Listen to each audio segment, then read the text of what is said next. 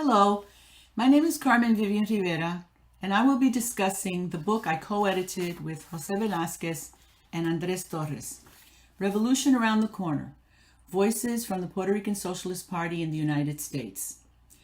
The book is a finalist for a 2021 Big Other Book Award for Nonfiction. So let me begin by telling you why we published this book by borrowing a phrase from a songwriter-poet who wrote, "There is a crack in everything. That's how the light gets in." For some time, we saw a crack in the historical documentation of radical movements in the United States from the 1960s on. The work of the Puerto Rican Socialist Party in the United States was minimally recognized, if not completely omitted. Publishing Revolution Around the Corner was our way of letting the light in on a movement that spanned 3 decades.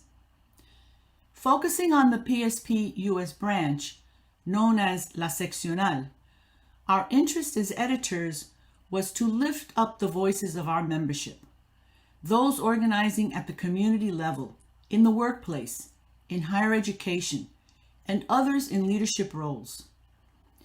We benefited from an extensive archival collection of original documents, artifacts, and oral histories that we had assembled. This rich collection allowed the contributors to expand upon their personal experiences as PSP organizers from across the country, beginning with the formation of the Movimiento Pro Independencia, MPI, in New York City in the 1960s. MPI was the predecessor to the PSP. Here is what one member had to say about his experience joining the MPI in New York in the mid-1960s. "We started the circulation of our newspaper Claridad slowly. We received 100 newspapers and they barely sold. But then a group of us started going out to sell them in the Lower East Side of Manhattan. Then we began to reorganize the mission because lots of new people started to come, people that were interested in becoming active in our mission. There was a rise in protest, opposition to the war on Vietnam. The political uproar in the United States was huge. The entire world was in political turmoil, and we were participants in that." The motivating drive behind our militancy was believing that the revolution was around the corner. La revolución estaba a la vuelta de la esquina. In fact, that is what led to the choosing of the book title. We were convinced that we would end colonialism in Puerto Rico in our lifetime. Drawing from the revolutionary struggles surfacing throughout the world, the National Liberation Front in Vietnam, the Cuban Revolution overthrow of Batista, and the socialist camps of the Union of Soviet Socialist Republics and China. We felt a strong connection to these larger revolutionary struggles. This passion in our convictions, unity of purpose, brought young and old together as compañeras and compañeros, comrades in struggle, who were emboldened and unstoppable. This is what a community leader tells us about what it meant for him to join the PSP. At a personal level, joining the Puerto Rican Socialist Party and becoming a militante was quite an accomplishment. It was proof of hard work, discipline, and integrity. It served as a great schooling experience. I learned to analyze the reality around me and to operate in murky political waters. Contributors to the book draw on lessons from the belief that the revolution was forthcoming. And here is another member's reflection on that. "The revolution around the corner, having that sense of urgency, provided a real impetus. We're in the middle of change. We're going to make this happen. It's going to happen soon. We better be ready." That whole mindset kind of generated this incredible electricity, energy, and dedication. Like oh my God, if we could just bottle that, we'd be in great shape. But when the revolution did not come, I think there needed to be a faster pivot to understanding this is long term. We need to address the changing reality of Puerto Ricans in the United States and address a more longer term view of this work. I don't think it really happened. I don't think it happened. Nevertheless, throughout the cities, in our efforts of organizing, we gave rise to 41 community-based chapters across the Northeast, Midwest, and West Coast. Another 21 labor and university chapters, and created a student-affiliated organization that included chapters in the City University of New York colleges in Connecticut, Illinois, and Wisconsin. Throughout the cities where the PSP organized, we were involved in many different struggles. We played an important part in the community movement to save Ostos Community College in the Bronx. We organized Puerto Rican workers in the steel plants of Gary, Indiana, and migrant workers through ATA, the Association of Agricultural Workers. We were involved in housing struggles in Boston that later gave birth to Villa Victoria in the South End. We fought against the proposals to fence off the Puerto Rican community in Hartford and for tenants' rights in New York City.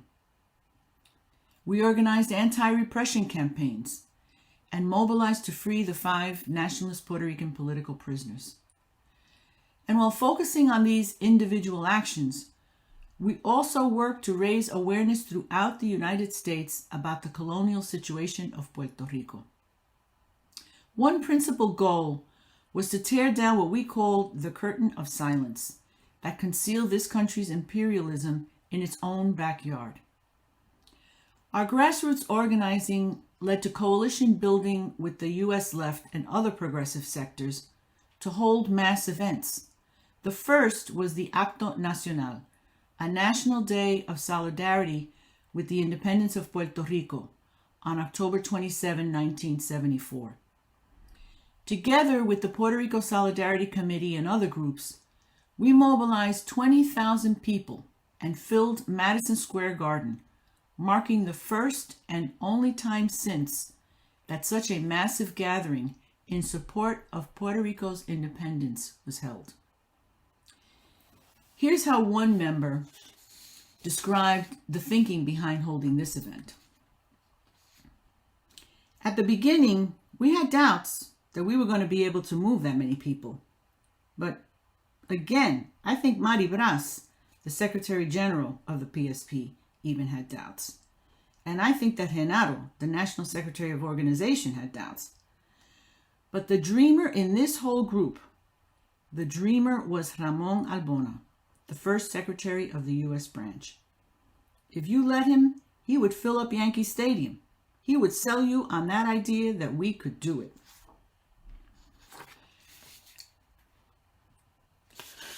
In 1976, the U.S. celebrated its bicentennial anniversary of the signing of the Declaration of Independence from British colonialism.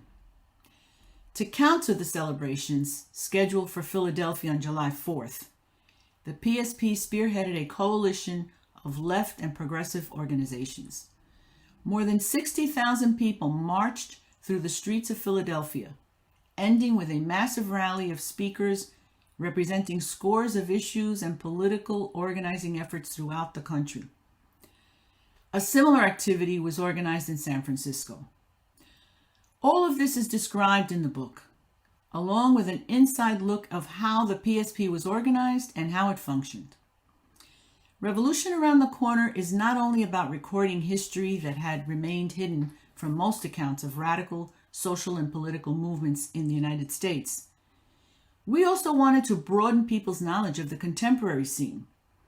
In the new millennium, the island has faced a series of crises: economic collapse, austerity policies, successive climate disasters, corruption in the political class, hyper-gentrification from U.S. land grabbers and speculators. All of this rooted in U.S. colonialism's control over all facets of Puerto Rican life. And yet, the Puerto Rican people continue to resist, and create new strategies of affirmation and resistance. There is a new generation of activists now at the forefront of a movement to assert its own claim to a sovereign and sustainable Puerto Rico of the future. We hope to honor the legacy of those who dedicated years of their lives to building the party, those who are no longer with us, and those who remain active in the struggle.